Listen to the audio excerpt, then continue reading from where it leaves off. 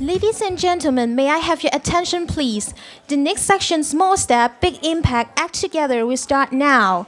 May I invite all delegates to be seated. Please remember to keep all mobile devices on silence mode and video recording is prohibited during the section. Also, we would like to let you know that we will have a closing cocktail reception at the Muse in Tsuen Wan, and shuttle bus will be arranged for you if you're interested. Please feel free to join us.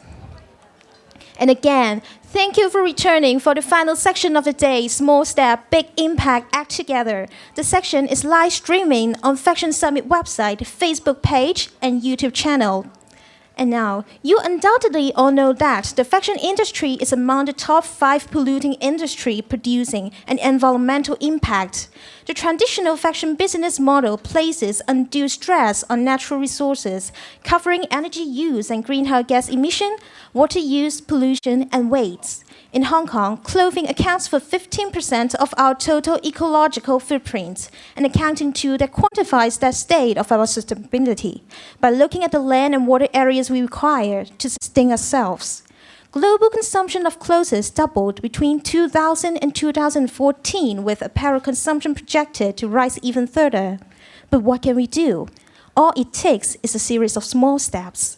Today, panelists will show you that everyone along the fashion supply chain, including producers, designers, retailers, and even customers, play an important role in helping to implement sustainability as a core industry value, and that real environmental impact will come from the accumulation of small changes we make every day in the way we do businesses.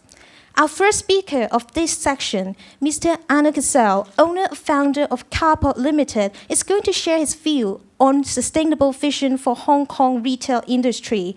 His vision of sustainability for the Hong Kong retail industry should serve as an inspiration for small business owners everywhere.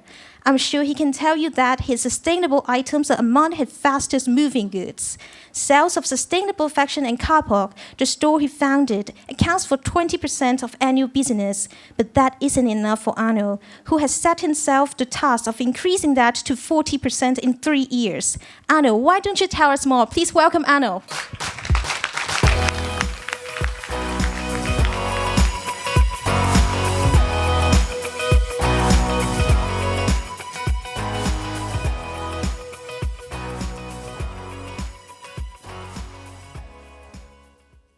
Okay, good afternoon. So I will start by explaining what is our store. So I founded Kapok 12 years ago. It's a multi-brand retailer. We sell fashion accessory, home, gift, I mean, anything I like, basically. And we now have a few stores in Hong Kong and 2 flagships. One on number 8 Sun Street in Wan Chai, very near here. Please free to come after this is over. And another one that opened last week in K11 Museum. So this is a picture that you see behind me. So my marketing team asked me to say that if you want to know more, go to our Instagram, Kapok, or mine, Arnault Kapok, and then you will discover exactly what we do. So we really, I actually care about socially responsible and sustainable issues for a long time. And I have to say that we can have hope, because when I started Kapok, very few people cared. And a lot of people had a really quite bad image of this brand. And they thought that these brands were overpriced and the product were maybe not stylish, not fashionable. And they really, when we were telling the story, when we were trying to explain why we care, they didn't want to listen. And it's something that, fast forward to now, 10 years later, it's really changed a lot. People want to know more, people want to listen to the story. And as now we're really having 20% of what we sell is socially responsible, is sustainable, and we want to raise to 40, and it's really doable. So I will tell story of brands and products that I think are very successful and have done the right approach. So the first one, so it's a brand of shoes. I brought one sample with me. So it's a French brand called Veja. So I met the two founders of Veja 10 years ago, and they were just starting the brand. They were working in consulting, trying to work with company to be more sustainable, more socially responsible, but they were frustrated because they were making presentation. People were like, oh, thank you very much, and then putting in a drawer, you know, so they say, okay, we're going to do something about it. And they started the brand. And I love them because they are so extremist about everything, you know. So they started, they love sneakers, so they say we're going to do sneakers. And they discovered that now all the soles were made with basically plastic, and they wanted to make it with rubber. So they went and traveled to Brazil and met the people that a lot of them lost their job because rubber was too expensive, and they decide, okay, we're going to use rubber from the Amazon. And then also they say, not only we're going to use the rubber, but we're going to teach you how to make the sole. So they set up workshop to make the sole there. And then they work with also organic cotton. They ship everything by boat rather than plane. And even in their warehouse in France, they hire people that just got out of jail and cannot find a job. So every single step, they really think about how can we be more sustainable. And when they present the product, they told me all this story. And the first thing they say is, don't write about it in the store. Don't tell people about it. We want you to just show our products next to the other brand of sneakers you have. And we want people to choose our product because they like the design, because they like the product, they like how it's made, because they think that working with guilt is not the right approach. You know, guilt people into, oh, buy this because you've been so selfish and you've been hurting the planet so much, but buy this little product and you will feel so much better and you can sleep at night. It doesn't work, you know. And they say buy something because you like it, because at the end, if you buy this, not this one, another pair of shoes, and you feel good, but then because it's not very nice, you don't wear it, and you're going to buy 2 or 3 pair of shoes that are actually not sustainable. So they're really very strict about this. And they really also, and it took a very, very long time. This is a success story, but that took 10 years. And they say, and they were really struggling at the beginning, but they, for instance, they never took any investors because they say, if we take investors, our vision will be corrupted. So they were very strict. And when it starts working out well, sometimes it's selling out, it's selling very fast, and they don't have any inventory because they think keeping inventory is not also sustainable. So they tell us, well, yeah, you sold out everything, but you will have to wait. And you want to receive by plane, but you will have to wait. So I really admire these people because sometimes they were close to not making it financially, but they really stuck to it. And last year, they sold 1 million pair of shoes. And I was a bit stressed because I wanted to show you one sample. And we actually sold out everything in our store. And I just managed to find one pair. So that's, for me, I think the idea that we should not work with guilt, but with a cool factor is very important. And then the next story, I think many of you know the brand. It's Freitag. So it's a brand from Switzerland, from Zurich. So they make bags using, I think you can look at the presentation. It's a top, it's a cover from the truck. So they started this brand because they love biking and they cannot find a nice messenger bag that is waterproof.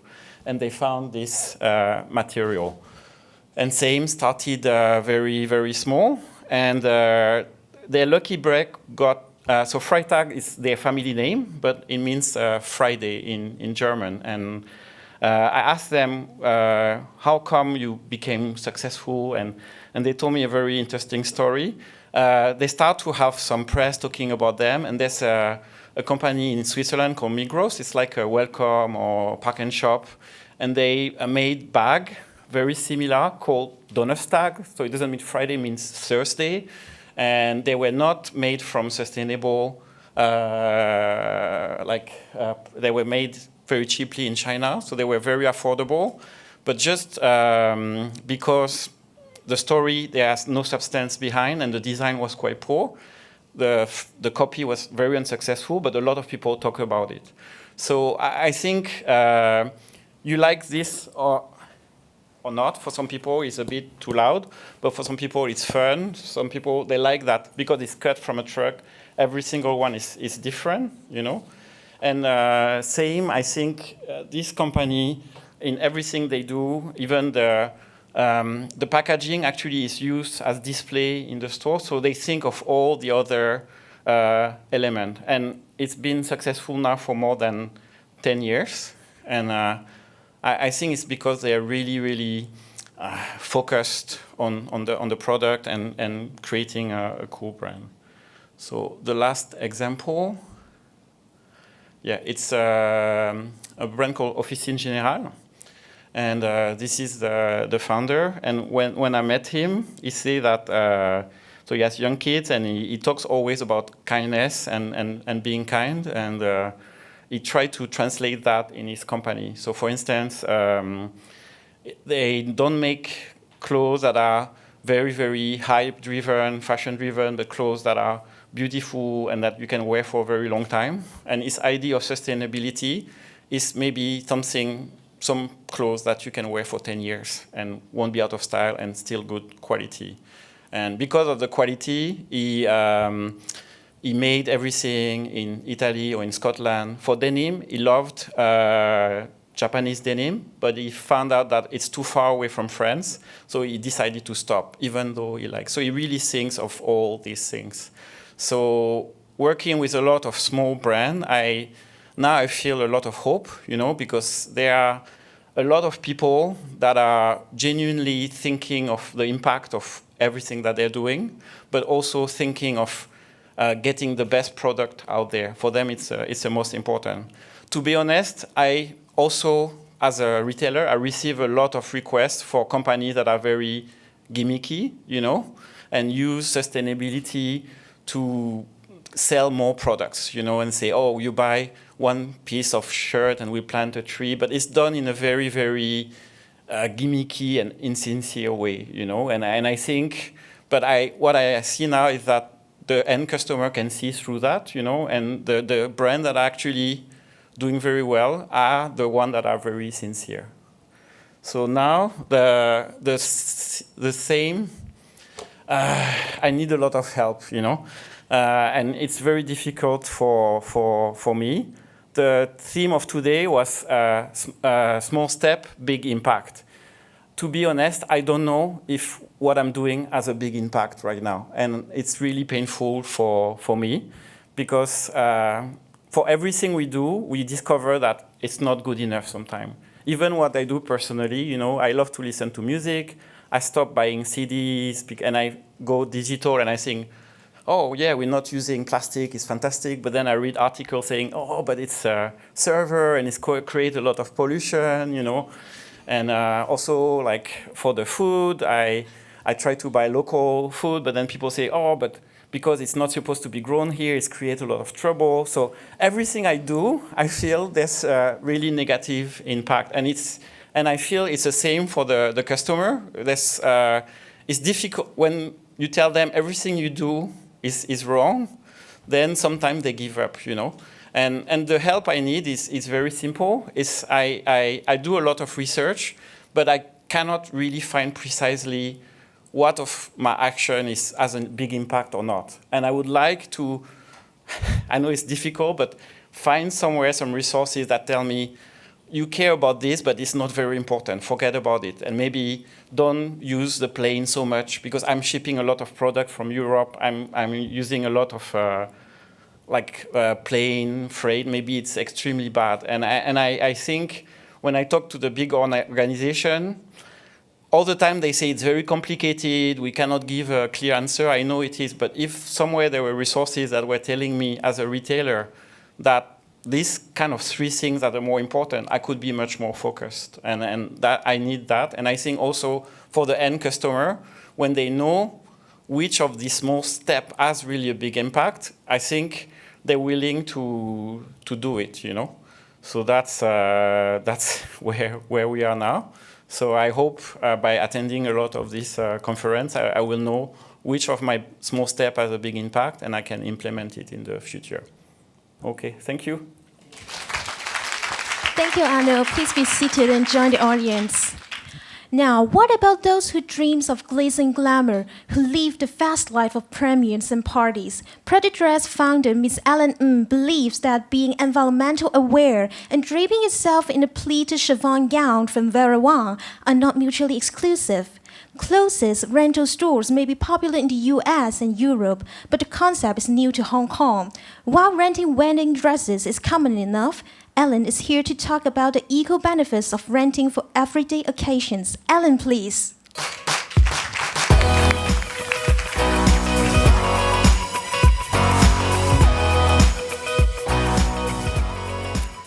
Hi, everyone. So let's start with introduce a bit more about our business. PRET-A-DRESS.COM is an online portal. We provide rental service of designer fashion for everyday occasions. So simply to put it, when bridal shops are targeting for brides and bridesmaids, we are offering rental service to all the wedding guests. And of course, also for other occasions like gala dinners, cocktail parties, work occasions like for myself today, etc., etc. Currently, our collection contains roughly about 100 designer labels from the international market, mostly designer dresses, gowns, and also some jewelry and bags. Our website serves as our e-com portal where customers can browse through our collection. They can check all the rental availability and also directly place a rental order on the website. So everything is within the easy access at their fingertips at home. We also provide a showroom in Central so that customers can come in to fit on dresses. We provide a styling service to help them to complete the look. With a fraction of the retail price tag, a fraction of the price, they get to keep the dress for 4 days, wear it to an event, bring it back to us. We refresh it, dry clean it, and put it back on the shelf, ready for the next customer. So the PRET-A-DRESS promise to our customers is all about asking our customers to just focus on the event, enjoy the dress, and we'll take care of the rest. So, a rentable runway, what is our vision for being sustainable? We truly believe in rent more, buy less, wear better.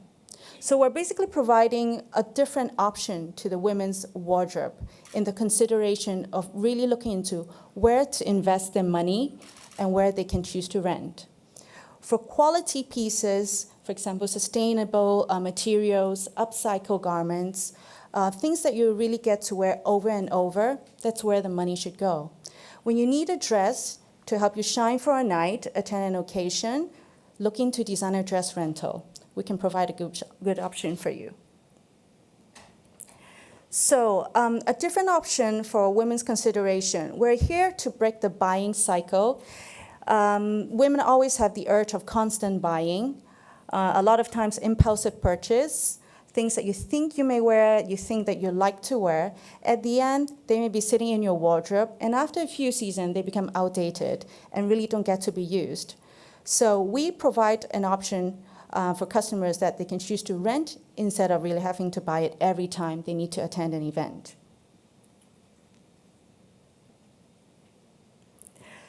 The fast fashion alternative.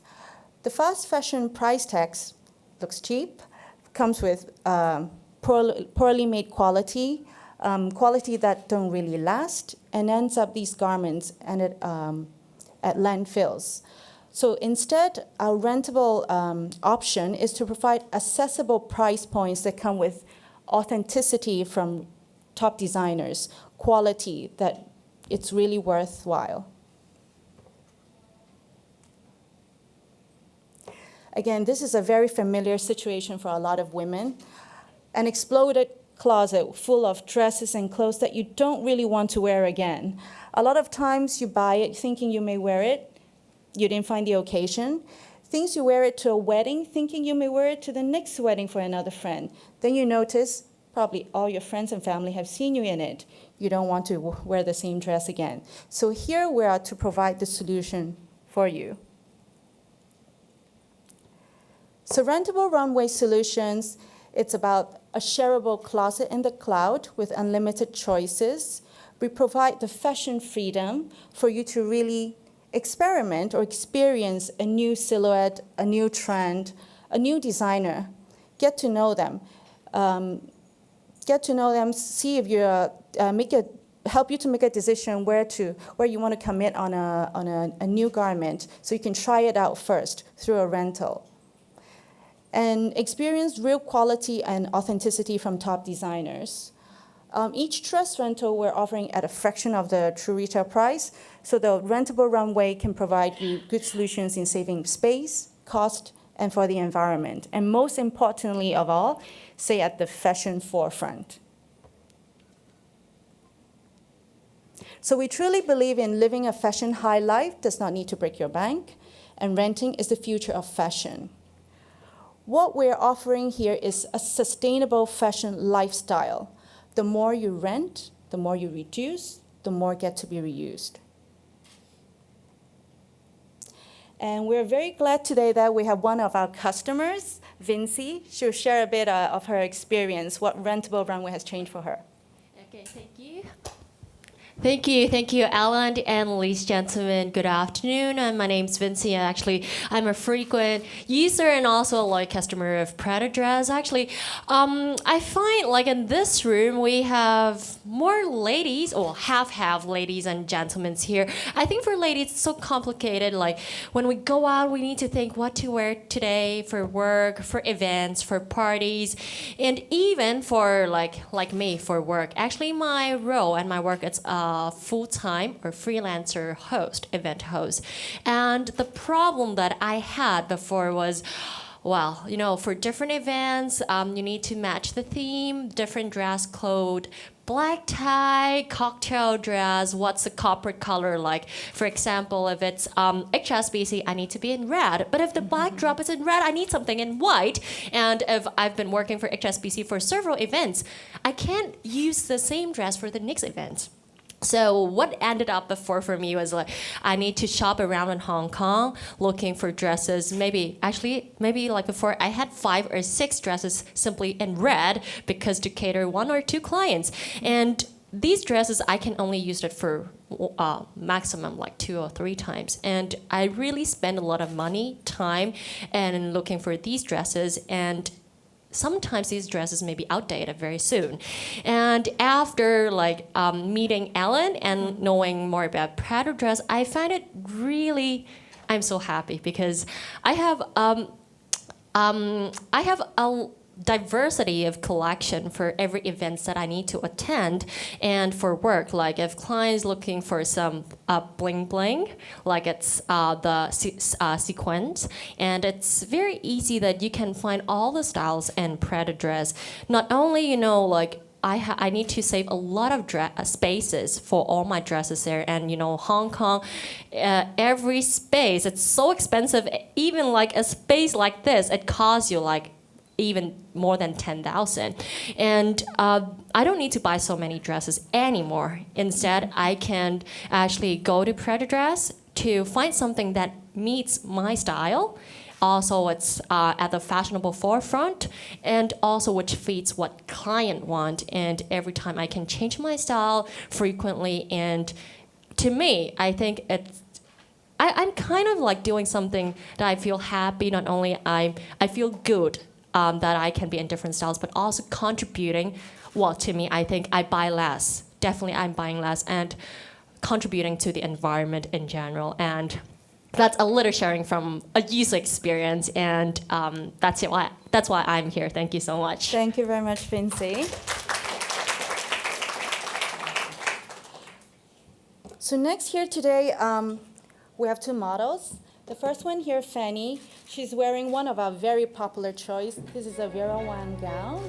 If you can look at the images on the screen, this dress has actually been to a lot of events, more than I do probably. Numerous weddings, award ceremonies, one of Miss Hong Kong Gala dinner, charity events, etc., etc. So what we provide here is dress rental, gown rentals. Instead of each customer running out to buy a new dress every time they need to attend an event, the dresses in our collection in our shop gets to be worn by 10, 20, 30 different customers. And we keep continuing bringing new products into the collection, so keeping up with new choices of customers to choose from. Thank you. So on Fanny, as you can see, she has earrings and clutch. That's also from our shop. We offer the service to provide the complete look, the total look for our customers. So the next one, we have Kay. Kay is also wearing another popular choice from our collection. This is a needle and thread, bright golden yellow gowns. It's a very fresh, bright summery color. Again, this gown has traveled to a lot of places. It's been to a wedding in Italy, different vacation holidays. So the cycle of a rentable dress starts from the moment a customer chooses to rent a dress. She wears it to the event, return to our shop. We'll send it to our professional dry cleaners, and also freshen up in case there's a broken zip, a loosened embellishment. We take care of all of that. And after that, we put it back on the shelf and waiting for the next customers to come and rent it for the next event.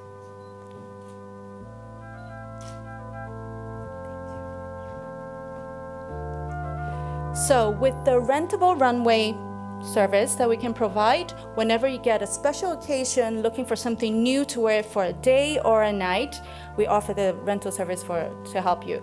Rent the dress, own the night, get the perfect dress for any occasion. Rentable Runway. So rent more, buy less, wear better. Thank you very much. Thank you, Ellen. Please be seated. The lifeblood of every piece of clothing is the fabric from which it is made. Before it is designed, cut, and sewn, it exists as a bought fabric whose weight, fiber, and width will determine how it sits on your body. Ms. Dawn Lee, founder of Ruri, approaches sustainable fashion from this fundamental level by turning her attention to the manufacturing and design of the fabric used in her collections. She offers a new level of environmental and ethical impact. Please welcome Dawn.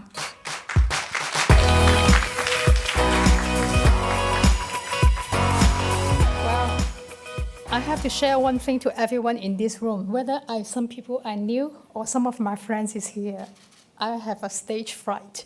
I always have a problem whenever I work for a corporate company. Whenever I see microphone, I'm a little bit nervous. So thank God I got some friends here. I try to pretend I'm talking to my friend. I'm the founder of Ruri.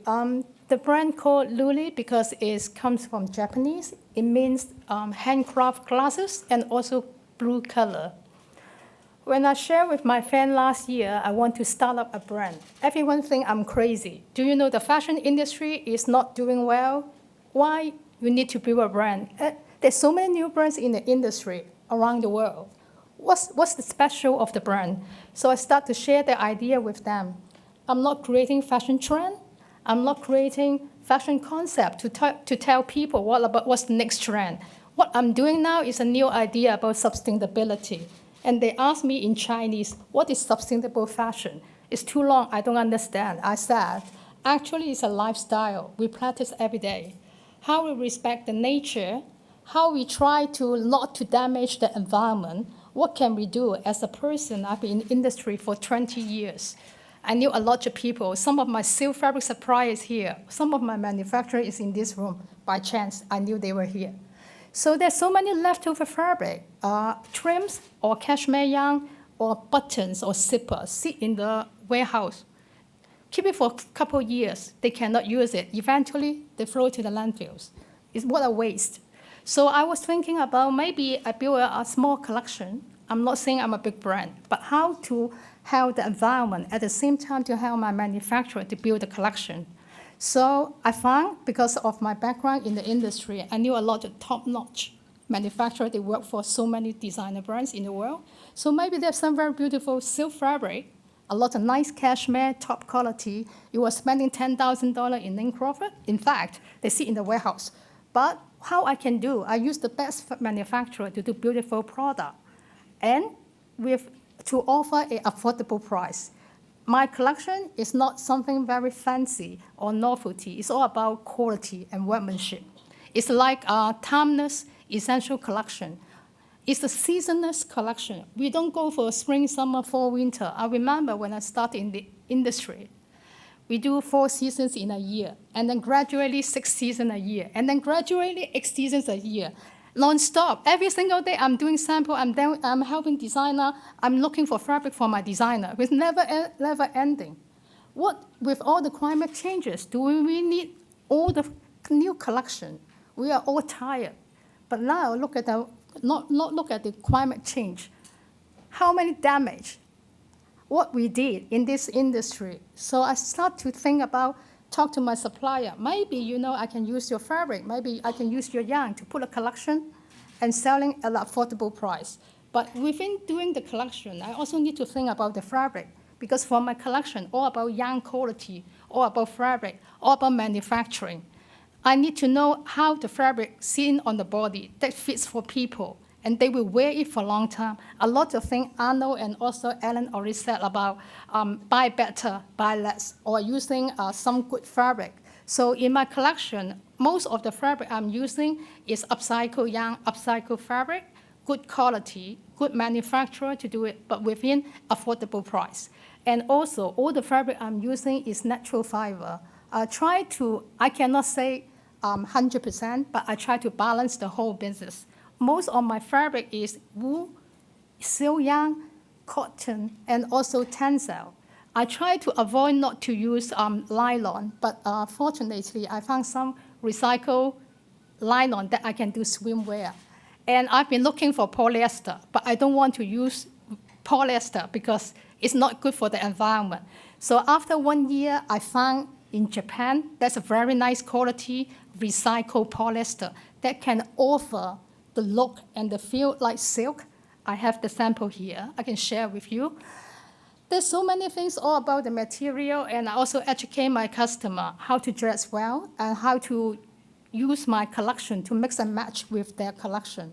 Because fast fashion, it doesn't help in our industry and for the whole planet.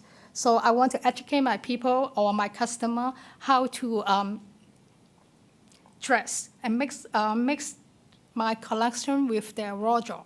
Even though my collection is small, I just started last year. I'm very thankful that I have a chance to educate even my manufacturer, one of the top denim factory in China. She did not know that we are the second polluted industry to damage the planet. She even said, really? I said, yes. But in a way, she's been doing a lot of ethnical and good practicing on production. She tried to use recycled water. She tried to use natural air, sunshine to dry her denim. She has been doing it, but she did not know how much we can do better, and also what did we do to damage the planet. So there's a lot of things by building my collection, I'm sharing to my supplier, not only customer level, to my supplier. And what can we do? They have leftover cashmere. I can easily make 50 pieces. Of course, no one likes 50 pieces order, but we do it. And we sell it. And they also like the quality. And also, when people talk about sustainable fashion, it's not really, I did not use my PowerPoint. Sorry, I forgot. I keep talking, sorry. So this is my collection. So I told you, I'm so sorry. So when we talk about sustainable, we talk about the platters and also the environment, fabric, this is the fabric I want to show to the people and also the manufacturing. Can my model comes? Because I'm a product person, I think I'm better to talk about my product rather than the PowerPoint, sorry.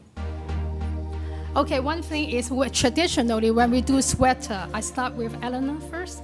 Traditionally when we do sweater, we need to do linking. We need to do 4 panel, 6 panel to do a sweater. This sweater is a lambswool from China. And then, can you make a turn? This garment is knitted by Shimasaki machine, no seam, everything comes, no linking, no looping. It all comes to be from the machine. No, only one, I think only hand stitching is on the neckline. Other than that, it's all done by the machine. No linking seam here, no knitter. It's all done by the machine. And after they finish from the machine, it's like whole garment like this, and then we send to washing, and then ironing, and also hand stitching the label. So think about traditionally for sweater, you need 6 or 10 people to touch your garment before you make it properly. Now might be only 2 or 3 ladies. We don't need, we save the energy. We also save the labor force. This is the new direction for sweater. And technical terms is whole garment knitwear. This is the term set by Shimasaki. For the denim, like I said before, that my denim, this factory, they use 30% of the recycled water to wash the denim. They use natural resources, they use sunshine, they natural dry the denim, did not use the dry, of course depends on the weather, so the drying machine. So it also kind of sustainable concept. And also the fabric is upcycled as well. Thank you, Ellen. And then next one is Jenny. This one I need to read my notes. My former boss, Donna Karen, just sent me an email. She also wants to look for this fabric. So I have to help her to look for the fabric for her. This fabric is silk, buttery silk, this is mud silk. I think some of the Hong Kong people, they might know in the old days, their grandmother or great-grandmother, they were wearing similar like this, but we did not have a proper terms. We only saw our great-grandmother was wearing this. This mud silk has been producing in China, but lately it already got the World Heritage because of the whole finishing. Mud silk, no chemical, everything is natural, organic. It comes from a place in Sondak. This is the only place being registered the World Heritage because of there's a river. They have iron-rich mud that can create a color. This is silk, raw silk, no color, and then dyed by the yam. The juice of the yam, they dip and soak so many times, and also natural sunshine. And then the last step to make 2 colors, the brown color, in fact, they put all the iron-rich mud, every layer to put on this. So I show it to you. I forget again. Look at this. Actually, this is the mud silk fabric that they have to do all the finishing and lay dry on the earth and lay dry on the land. So many days, so many months before it comes to production. So every row of the fabric is natural and also not consistent, the colors.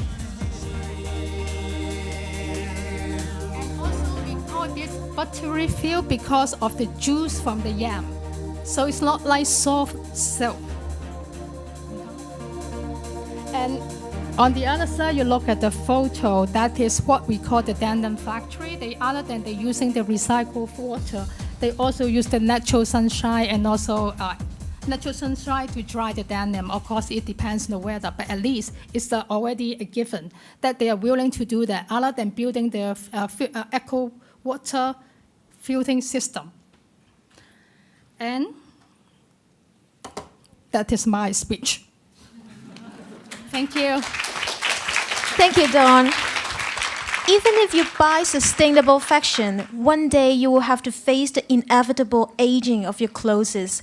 When your most loved item fade, and tear, what do? Miss K. Wong and Miss Toby Crispy offer an antidote to an unhealthy, disposable fashion system that is upcycling.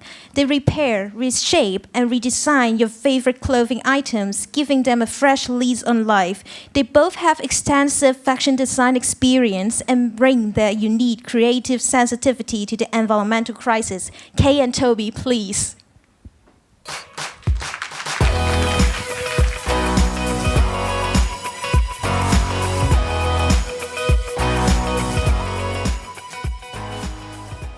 Hi everyone. Hi everyone. We're Fashion Clinic and I'm Kay. I'm Toby. Okay. As all of us here affirm that the fashion industry is seriously sick and we need urgently prescriptions for change. In response to the accelerated growth in production and consumption of clothing, we're extracting, processing, and discarding too quickly and unsustainably. Fashion Clinic is creating a new system whereby we advocate selling service over products. Our main services include repair, reshape, and redesign in Hong Kong. Our repair service, we mainly use traditional darning stitching, sashiko patchwork, and sometimes we do plant or animal embroidery over the broken or damaged garments. And reshape and redesign are my departments. Reshape is to alter the silhouettes of the garments according to the customer's body shape and their fashion style. And redesign is more magical, that sometimes I transform their function, category, or even gender of the garments through reconstruction. And these are some of the examples. At the left-hand side, this is a wife jacket from a pair of husband's jeans. And the other one is a maternity tunic from 3 husbands' old shirts. And I think that these are the most significant amongst my redesigned pieces. And you can see the actual garments there. And I redesigned one vintage trench coat into pairs of outfits for this singer-songwriter duo 3 times in a row. And so it proves that upcycling has no limits. And apart from our services for the individual customers and collaboration with corporate fashion brands and green groups, we also hold different kind of upcycling workshop to reconnect the people with their beloved old clothes. And to let them have some time to slow down, really touch their clothes, and refresh them with traditional mending and embroidery skill. We think that love clothes deserve to last long. It should be like a forever friend to be cared in all means. We hope we can use our services as prescriptions to heal the industry, heal the hearts, and heal the closets. And what we should do for the future of fashion is choose well, buy smart, and experience more to close the loop of the consumption cycle. So apart from individual services, repairing, reshaping, redesigning for our clients, and also collaborating with different corporates, brands, and NGOs, after 1 year of building our business, we have a new plan. So Future Fashion Lab is a sustainable fashion festival, perhaps the first one, that's going to happen in Hong Kong at the Mills this November. Also, we have a very good partner, Arnault from Kapok. So we are going to start our retail and exhibition part at Kapok 1st of November. Basically, we feel that there's a big misunderstanding about what eco-fashion is about. A lot of people think that eco-fashion is about being poor, wearing organic linen, or, you know, something related to rubbish. But we feel that having traveled the world and seeing Dutch Design Week and sustainable design festivals like Bottle Dream in Shanghai, we feel that this misunderstanding should be defined. So basically, we hope to redefine the future of fashion, bringing together international and local sustainable fashion talents. We believe that good design should endure, it should tickle imagination, and it should not be wasted. So this is an example of Freitag. Also, you've seen just now from Arnault's actual bags. It's designed from basically waste, from truck tops that was going probably to the landfill. So we believe that good design should be, waste is a design flaw, and we can do a lot from transforming waste into a material. So our festival would include the retail section, exhibition, and through a series of talks, documentary screenings, and workshops, we hope to get this synergy going. For the retail section, as you've already seen from Arnault just now, there's the Veja shoes, Freitag's bags, and Recode is actually an upcycling fashion brand from Seoul. All of their products are upcycled from the 7 brands that their company owns, and sometimes they recycle even what do you call it? The thing when you have an accident, the car airbag. Sorry. They work with airbags as well because they have a corporate behind that supports them, so they get a lot of different dead stock. And also Hotel Vêtements she's from France, based in Denmark, and she works with hotel material like bed sheets or curtains or tablecloth, and her line is really beautiful. And of course, there is also Fashion Clinic. We sell service over design, and also Sandquist and Koto also under Kapok. So at the exhibition, we're also going to show people like Fashion Revolution, who talks about this transparency in supply chain. There are the darning repair master Cecilia Pim's work, and well, actually, Patagonia might not be participating, but brands like them and Victor and Rolf also using upcycled material for their couture line. And we're also bringing together pioneers and artists at the forefront of kind of sustainable thinking. So Diana Scherer is from Holland. She teaches plants to grow a lace-like structure in the root system. So basically, we can start growing, doormats or clothes from the roots of clothing, because they're actually the brain of the plants. And Suzanne Lee, BioCouture, is about using germs to grow a material that could be similar to leather. So she's kind of posing the question about whether we need to get leather from animals. And Annette from Denmark produces her fashion artwork by using food packaging.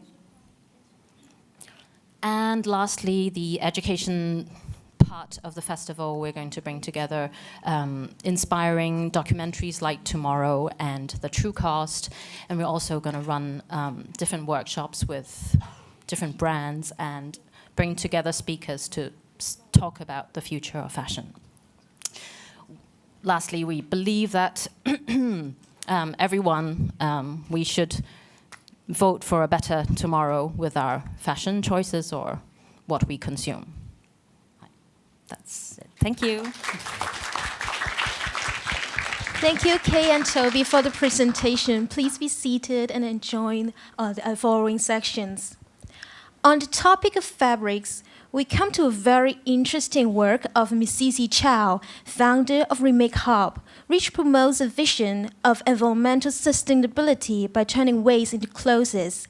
Anyone who follows the current ecological crisis is aware of the need to transition to a circular economy to cope with inundation of plastics into the environment. Sissi takes ghost gear, abandoned fishing nets, and turn them into wearable items. Ghost gear entangles marine life, causing death and injury, and presents a long-lasting threat to the marine ecosystem. Let's hear more. Please welcome Sissi.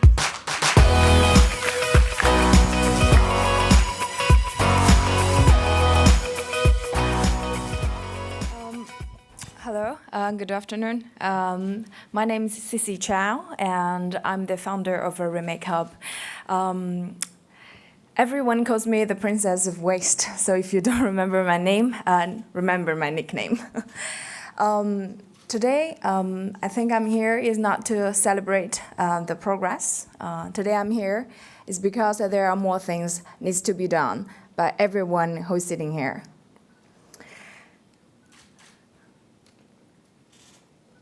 Is it working? Oh, great. Okay, let's look at the numbers, because I do believe numbers is all, and it's the language of the God. So 640,000 tons of fishing nets actually are polluted every year to the ocean, and it kills like 1,000 marine lives a day.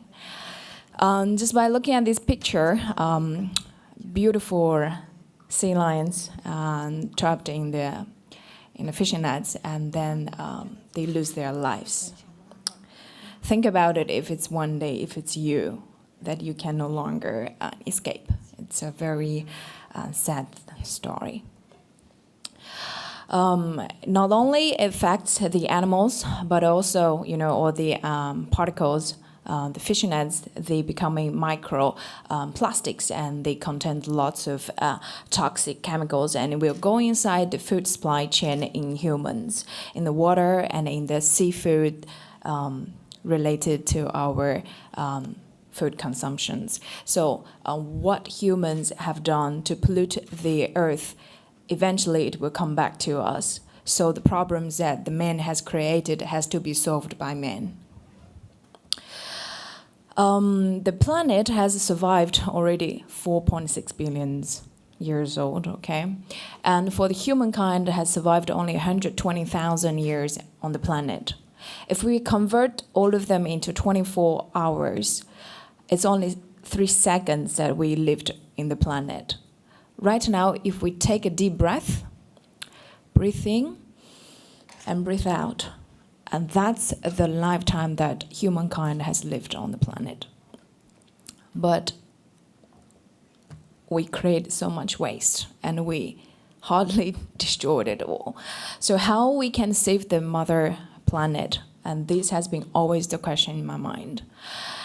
I had one day a dream that I was holding the planet, and then I looking through the planet, and I believed I was the choosing one by the earth, that I have to be the messenger to tell everyone that there is possibilities to change our planet, but in a very smart and better way, so that we can remake our future, which human and nature can both thrive. We do not have to choose either one of them. Therefore, we came up with an idea that turning fishing nets into sunglasses, and we had a great opportunity to work with the WWF Australia and an eyewear company brand called RURI Collection. This project has pre-launched this July 2019, and we have already sold more than 1,000 pairs. And later on, I will be showing a video as well to see how it was turned. 50% of the profit actually will be donated back to WWF, so that we can support more for NGO to collect more fishing nets out from the ocean and prevent them throwing it into the ocean as well. So here's how we do it. Basically, 5 steps. So we will collect the fishing nets, and then cleaning up, and then turning them into pellets, and using traditional injection mold. And later on, actually, we'll be thinking about 3D printing as well for the final finishing sunglasses. Yeah. Here I have to say that we are actually the first one who recycled the fishing nets and turning them into sunglasses, which worked with NGO, a very beautiful, credible NGO. WWF. And we are also the first one who used the blockchain technology to trace from the place that they collect the fishing nets until the whole journey, how it went to all different countries, how it went to different factories. Then in the end, it becoming the final sunglasses in consumers' hands. And once the consumer receives the final product, they can scan the QR code and to see the product journey, how and where and what time it was collected. And we are also producing our sunglasses into the factory which got the first certified Intertech certifications from turning fishnets into pallets. I think we do believe that by doing so we can do great impact for the environment, because first of all we clean up the waste and we bring back the ecosystem in the sea, and further on ecosystem in the land as well. And for the wildlife, they can go back to billions years of their normal lives again, rather than running away from the ghost fishing gales. And that kills their lives. And for the consumers, we do believe that is a great access for them. Once they brought the sunglasses or any recycled material, they got this access, the channel, to see what's the real story behind and what's the benefits or what is the impact that they have created by doing that particular consumption. And for industry, it's very important is we just want to show the possibility as our first step. And the second step is we want to change the entire industry to show them, look, you can do your product in a more sustainable way, okay? And for human health, obviously, you do no longer need to drink toxic water or eat some fish that are gonna hurt your body and your nerves, okay? And for NGO, we wanted to further support them because they are doing a great job of cleaning the ocean. We are quite lucky that we are only 1 year and 1.5 years old, but we already got an award from UNDP, and we are also incubated by UNDP. And for myself personally, I also got an award from Forbes 30 Under 30. I do thank for those two organizations to support sustainabilities. And this year, we also got a few awards from China mainland. We got Silver Prize from Social Entrepreneurships. And here are a few medias that we have been featured. For example, CNC, Phoenix News, and Forbes. I'm so proud of my team. We have the world's top planet guardians, I call all of them. And we have marketing, so we have architects, we have IT geeks, we have supermodels, and we also we have a very, very good, talented material engineer. I want to thank for my co-founder, Sarah Lam. Would you please stand up? Give him a big applause. Thank you very much for supporting the planet and for our project. Apart from that, we also make coffee grounds, recycled pens or coffee mugs, and discarded cloth recycled bags, fabrics, and also plastic bottle recycled apparels, T-shirts, hoodies, and also shoes. So today, later on, we'll be also showing a few of our T-shirts that is made from plastic bottles. So here is our QR code. We have our QR code for WeChat, official WeChat account. And anyone who is interested in us, you can also go to our website, Remakehub.co. Okay. And here I wanted to show our video for the sunglasses, that the collaboration we had with the WWF. Thank you.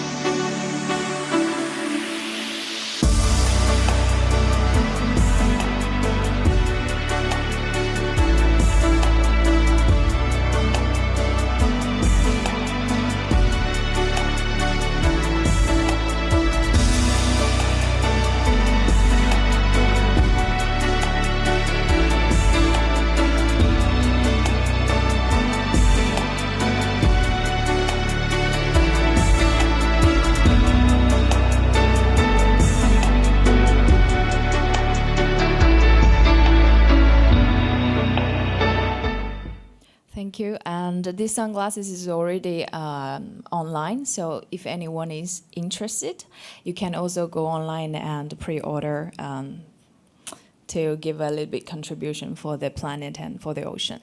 And here I want to welcome for the my beautiful four models and female ladies. They are wearing our t-shirts that we sell for corporate events.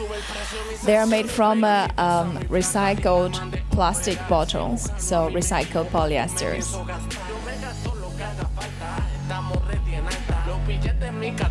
Okay, thank you. And we have two very handsome boys. Welcome them.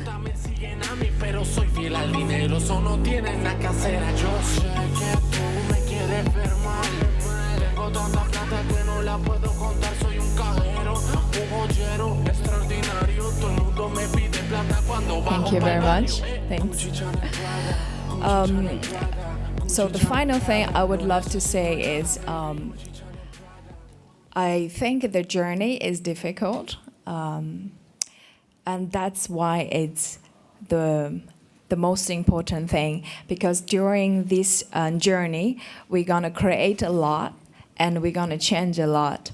And here everyone, all together, we can make a difference. Thank you very much.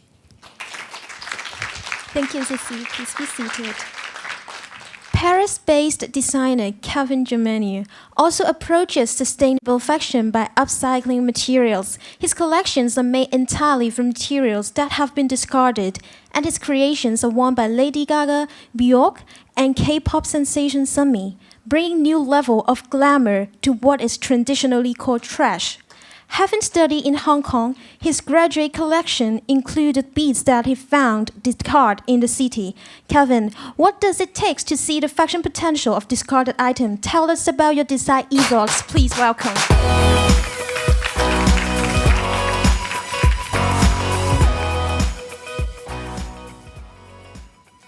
Just have to get ready. Hello everyone. So I'm the last one. I try to give a lot of energy to wake everyone up. I think it's okay. Everyone still is alive, so that's good.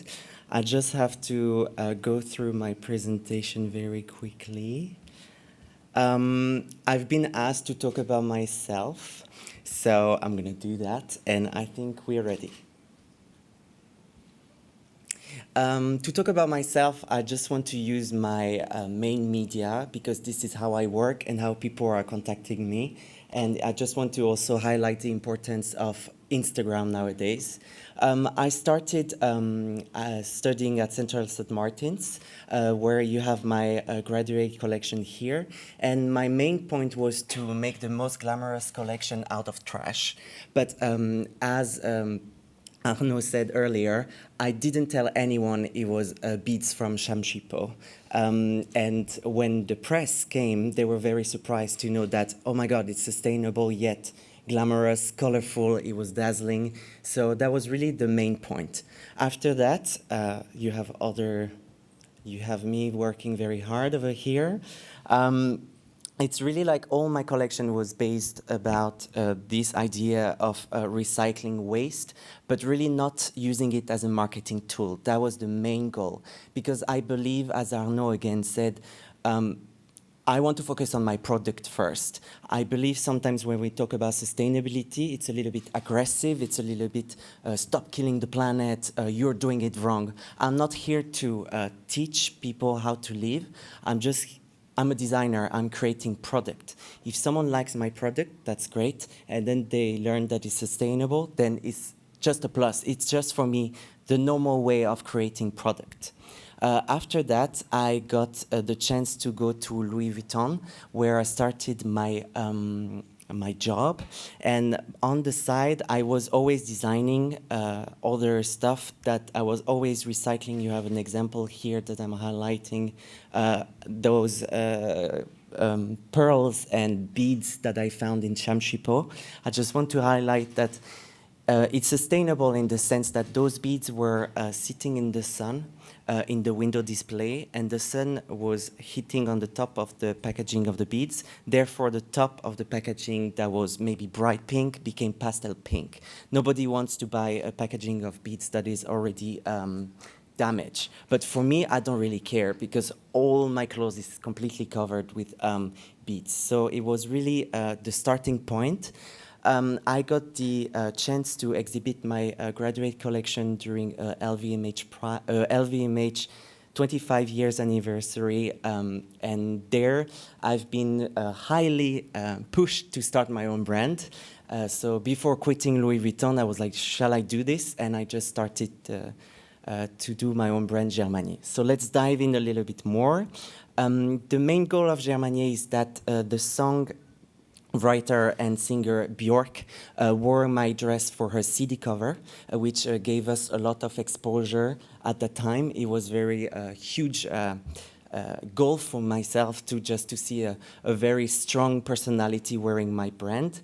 Just a small highlight is that I remember being backstage with her to her show, and she was actually educating her crew that the beads were from Shamshipo. So it's just very nice to know that she was aware what she was wearing. And this is at that time that I realized, okay, maybe you're doing something that is right, because you are actually, I'm not pretentious, I don't think I'm educating Björk, but just the fact that she knew, I felt like, okay, I need more.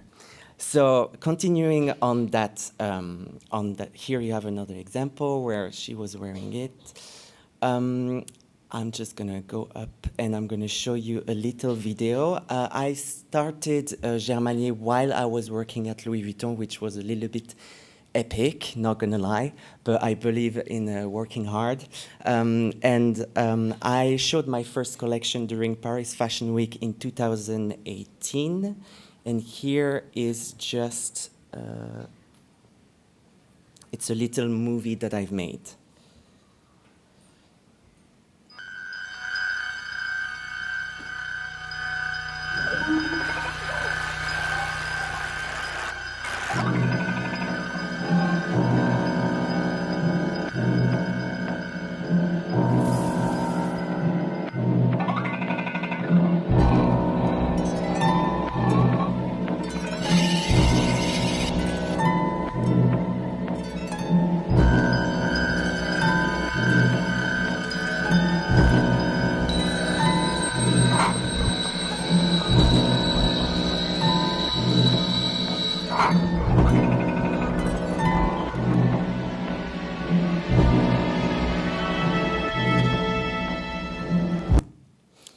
So that's the first part of the video. I think it's a very good example that shows you that I don't use sustainability as a marketing tool. I really focus on the aesthetic first, because we are all in this room. We are here because we are interested in the matter of sustainability.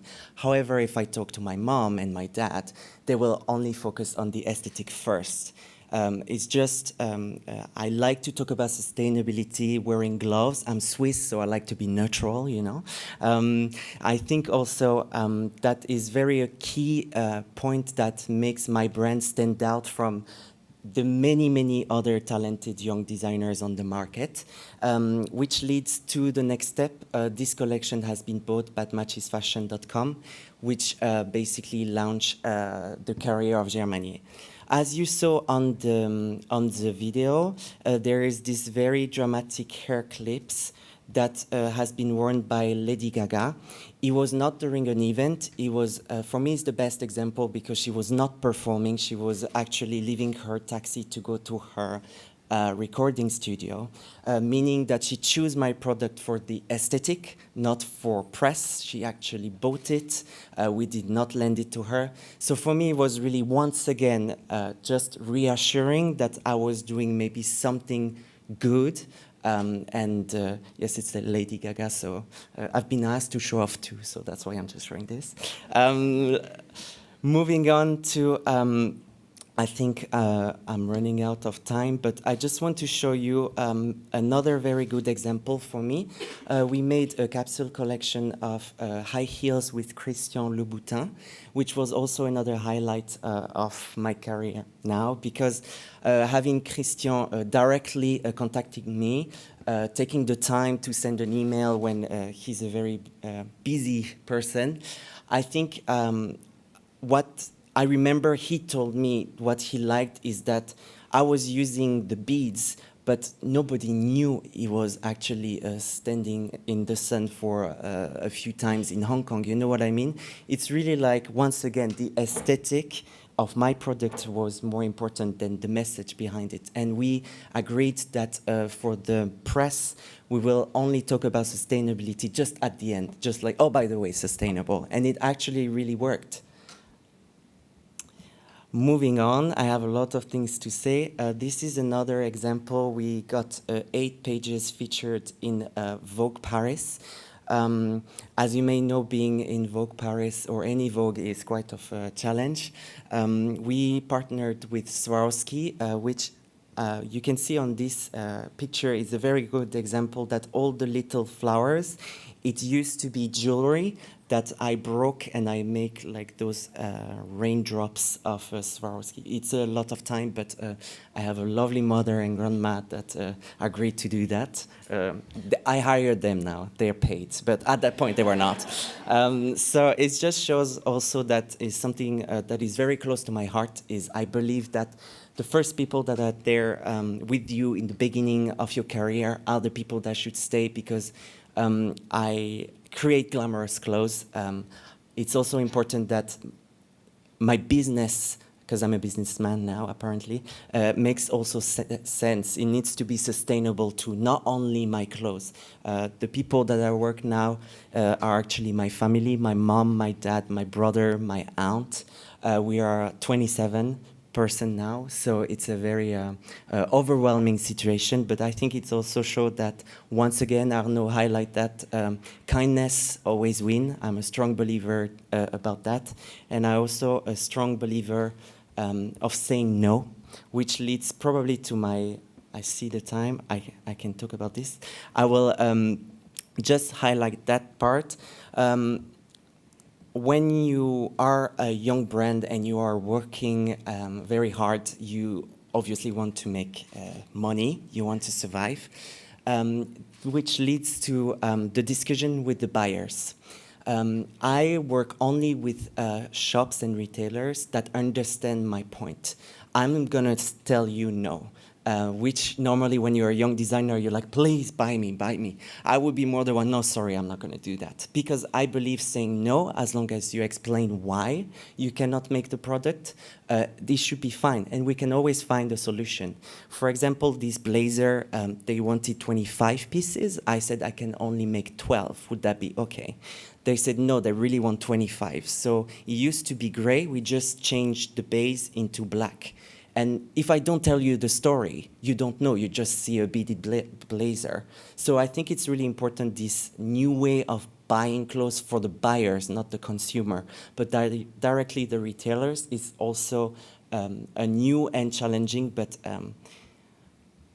if we just, I don't know how to say in English, but when there's a challenge and then you just say no, I just like to fight a little bit. I think it's also part of what we do all here when we talk about sustainability. So like we have to be fighters. All right, I'm gonna just finish probably that I have been selected for the LVMH prize this year.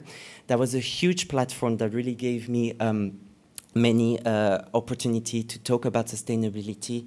As you can see, all what I do is still glamorous. We are just evolving also. What you saw during my graduate collection was a little bit, I was a student and I didn't have time and didn't have a lot of sleep, so that was a little bit rough. But now we are working with professional person. We are actually producing in China, which is also close to my heart because I want to show that in 2019, what people had in mind about the made in China is not what it is actually nowadays. And I'm working with an amazing factory over there, which I'm recycling all. We are 2 brands. One brand is not sustainable, but actually I'm using their leftovers. So it's like full circle, and therefore they are becoming sustainable. It's a win-win situation for them and I actually. So, and here is my invitation for my new presentation that I will show actually in 20 days. If you're in Paris, feel free to come, and I think I'm done. Thank you, Kevin. Please be seated. A question that hands over all these eco-fashion innovations you have heard discussed today is, will people buy them? Our panelists have certainly found that to be the case, but every market and demographic is different. We've got two youth with us today from WWF's One Planet Youth program to share their views on the new fashion future. They will talk about practical issues, such as the high cost of sustainably produced clothes and the difficulty of finding stores to stock them. Please welcome them to the stage.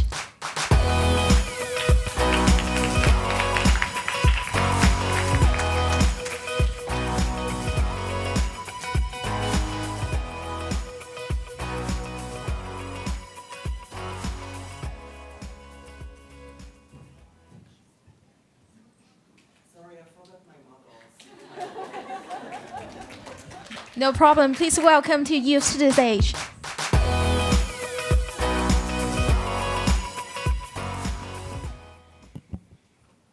Hello, my name is Yu. Hello, good afternoon, everyone. I'm Peter. Hey, Peter, where do you buy your clothes from lately? I'm a student. Of course, I bought it from Uniqlo. I know you know the reason why. Before I attend this sharing, I think sustainable fashion is about upcycle and recycle the materials and make the new products. And the price of the new products may be higher than the normal. And also second-hand clothes may be a little bit dirty because it have been worn for a while by other people. I'm sorry. And yeah, that's why it gives me a very good impression at the first time.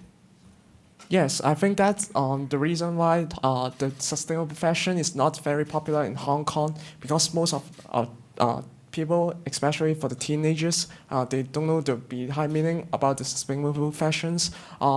They may understand, when we got some unwanted clothes or trousers, we will send them to the collecting bins or pass to the relatives and friends. But how does the sustainable fashions connect to the environment protections and conservations? We have no idea about it.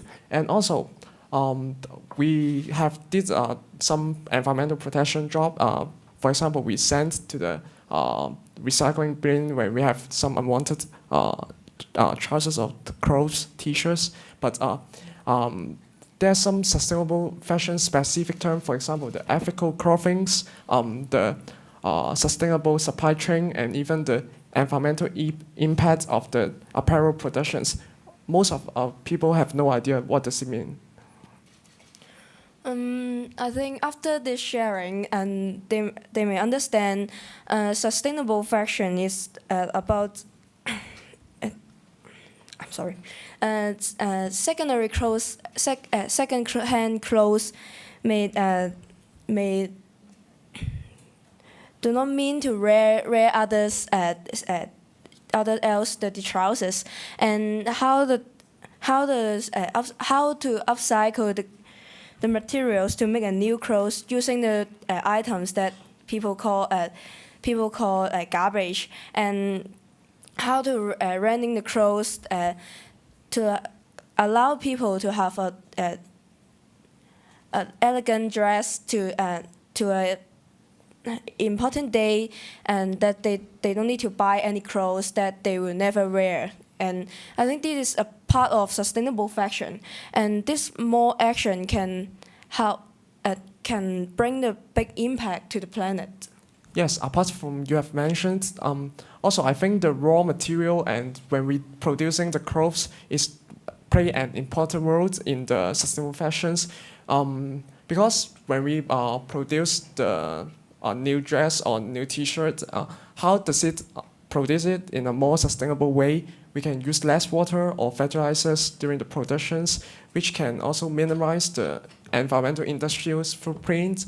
And let's give you examples. Is that have you ever heard about the BCI, which is the Better Cotton Initiative? Yes, of course. Yeah, the Better Cotton Initiative is the cotton that's produced in a less water and chemicals during growing the cotton, and also they focus on the social issues about the cotton farmer and help to provide them better salary or better living quality for the cotton farmer.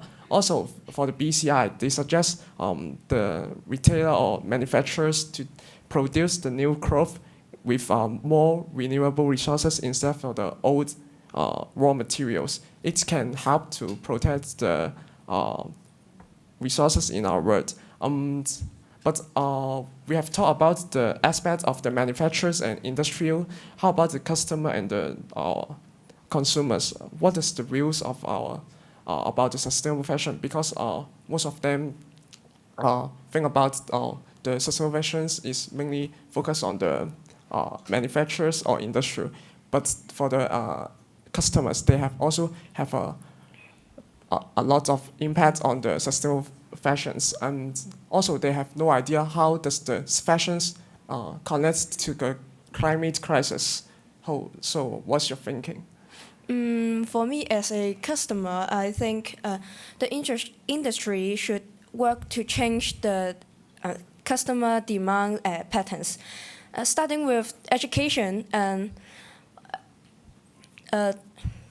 fast fashion is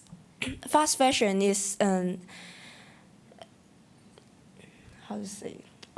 Yes, fast fashion is popular because it's cheap and it provides a different style, and you can choose whatever you want. And today I would like to wear formal, and maybe the next day I would like to wear a little bit casual, but it's have a lot of problem because, for example, because it's cheap, we'll easily to discard them. We can throw it away and we can buy another one and change my style, and it's very easy.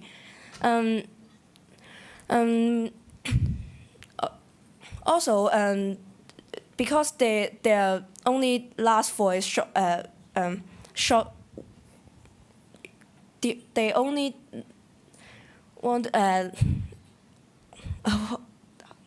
wear for just want you to wear for a short while, and then you need to change your style, or maybe it will be outdated. So it will provide a lot of waste, and I think this a big problem is Yeah, I think that's also, as you mentioned, the people may throw away their because of the fast fashions, they want to change their styles frequently. I think the education is one of the most important way to spread out the message about the sustainable fashions to our normal people, because I have no idea about the sustainable fashions. So I think the educational advertisements from the government, industries, they can do the education's work on the how to bring out the message about sustainable fashions to the buyers or customers, because sometimes we have no idea about this. We just think about this second-hand clothes or some advanced technologies on the productions of the clothes in a more environmental friendly rate.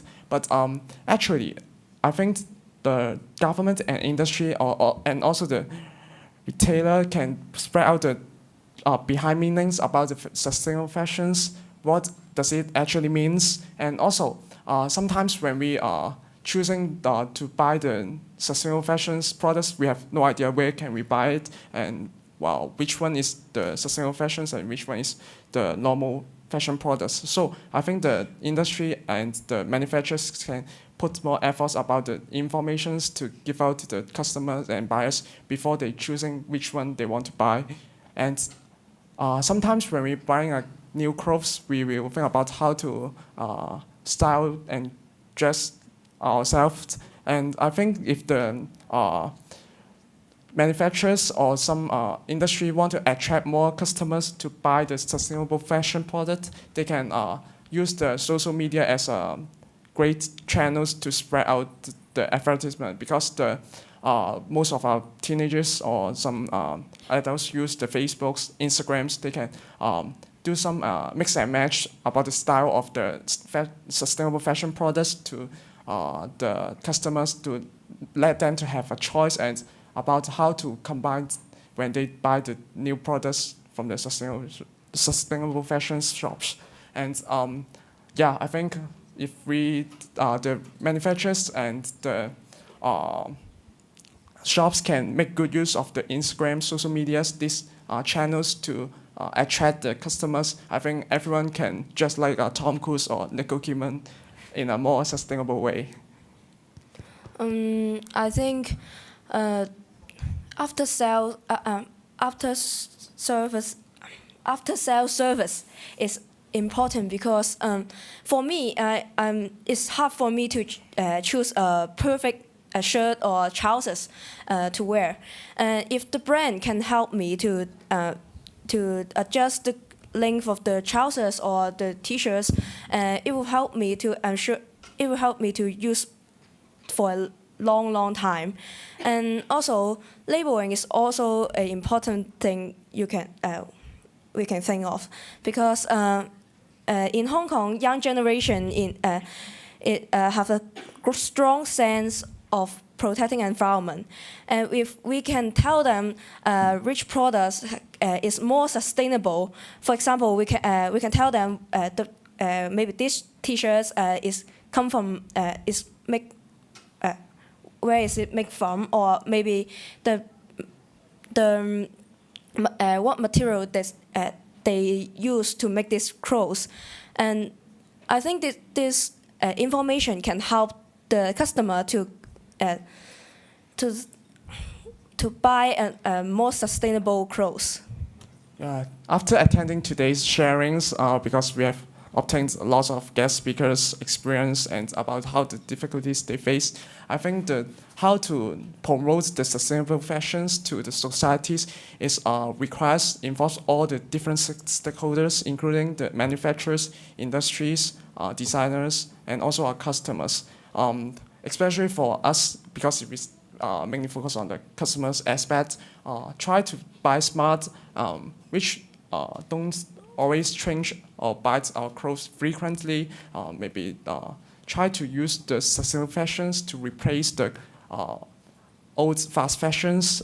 Is one of the way to change our mind. Try to buy the clothes smartly. And the last thing is that as we talk about that, the government industries can have some different techniques, or for example, label tag, or some improve the transparency about the materials behind productions of the clothes of the trousers. And also the government and the NGO have a great responsibility to spread out and to educate the people about what the sustainable fashion is. And at last, I can conclude today's sharings in a sentence. Let's make a big impact with the small actions. Let's act together. Yeah, that's the end of our. Thank you. Thank you very much for sharing. Please be seated. I think if there is one takeaway from today's panel, is that we shouldn't be afraid to take these little steps. Because if everyone in the fashion industry questions the way they do business and take one small step forward, together we'll make a giant leap for environmental progress. Ladies and gentlemen, we would like to extend our sincere thanks to all speakers this afternoon. And this also brings us to the end of Whole Fashion Summit Hong Kong 2019. Thank you very much for attending the event. To help us improve, we would greatly appreciate if you could spare a couple of minutes to complete the survey on our event app, or find our event helpers to help you by showing the completion message at the redemptions desk located near the registration counter. You can redeem a coffee coupon, first come, first served. Lastly, we will have a closing cocktail reception at the Muse in Tsuen Wan in an hour. Shuttle buses will be arranged at 5:15 p.m. to transport interested parties there. Please feel free to join us. Thank you again for your participation in Fashion Summit Hong Kong 2019. We hope the event has brought you some insights, inspiration, and direction about sustainable fashion, and we look forward to seeing you again next year. Thank you.